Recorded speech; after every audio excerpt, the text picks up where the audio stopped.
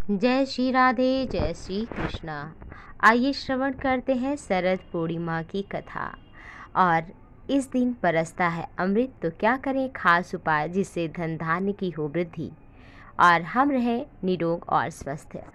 तो कथा इस प्रकार है। दो बहनें थीं, सेठ की दो पुत्रियां। वो पूर्णिमासी का व्रत करती, परंतु बड़ी पुत्री विधिवत पूजन करके पूरा व्रत पूर्ण करती, छोटी बेटी अधूरा ही छोड़ देती। और इसलिए जब इनका विवाह हुआ तो बड़ी पुत्री बहुत सुखी हुई, लेकिन जो छोटी पुत्री थी उसका संतान उसकी जल्दी ही मर जाती थी। बहुत परेशान हुई, पंडित जी से पूछा तो कहा तुम पूर्णमासी का व्रत करो ठीक से। और तब भी उसने किया तो उसका पुत्र मर गया। तो एक पाटे पर लिटाकर अपनी बड़ी बहन को बुलाया और उस पाटे पर बैठाया। तो बड़ी बहन ने कहा तुम मुझे लांछन लगाना चाहती थी। छोटी बहन बोली नहीं, मुझसे बहुत बड़ा अपराध हुआ, मैं पूर्णमासी का व्रत अधूरा ही छोड़ देती थी। तुम्हारे पुण्य का प्रभाव होगा, तुम्हारा पुत्र जीवित हो जाएगा। पूर्णमासी का तो देखते देखते बालक रोने लगा।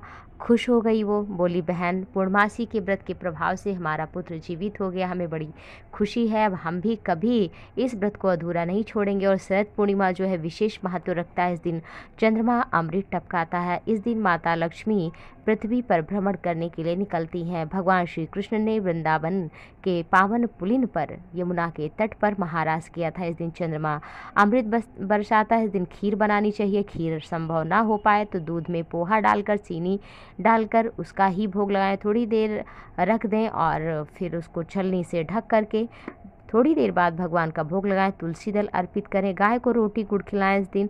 और इस दिन भगवान के नाम का कीर्तन चाहे थोड़े ही समय करें, इससे भगवान प्रसन्न होते हैं, अन्न पुत्र धन देते हैं। इस दिन चंद्रमा के नीचे बैठने से, आसमान के नीचे बैठने से निरोगी काया होती है।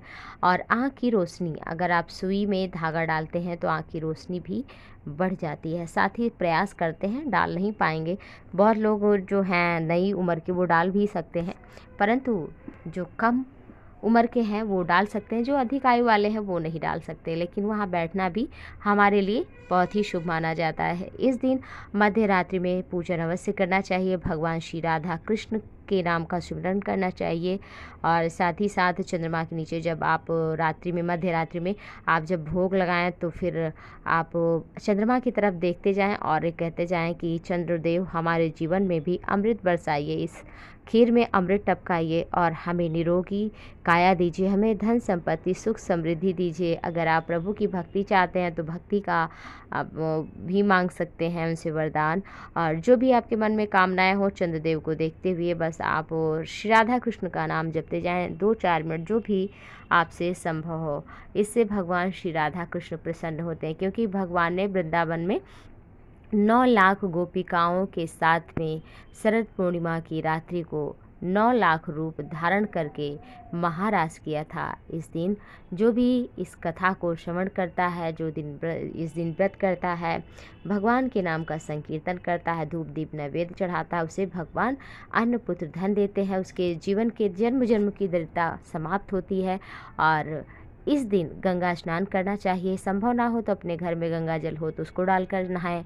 बिल्कुल भी ना हो तो आप अपने नहाने के पानी में गंगा, यमुना, सरजू, सिंधु, कावेरी, नर्मदा इत्यादि नदियों का आवाहन करें, उससे भी आपको वही फल प्राप्त होगा।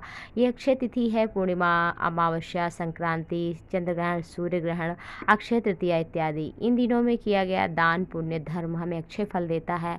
और पुण्य का फल है भोग, सुख, और पाप का फल है दुख, अशांति, क्लेश, रोग। तो आप क्या करना चाहते हैं, क्या पाना चाहते हैं? जो पूर्व जन्म जन्मांतर का फल था वो हम अभी भुगत रहे हैं, जो अब का कर्म है वो हम आगे भुगतेंगे।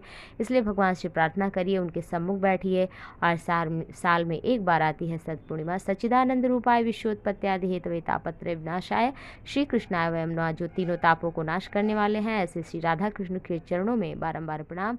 आप सभी को जय श्री राधे, जय श्री कृष्ण।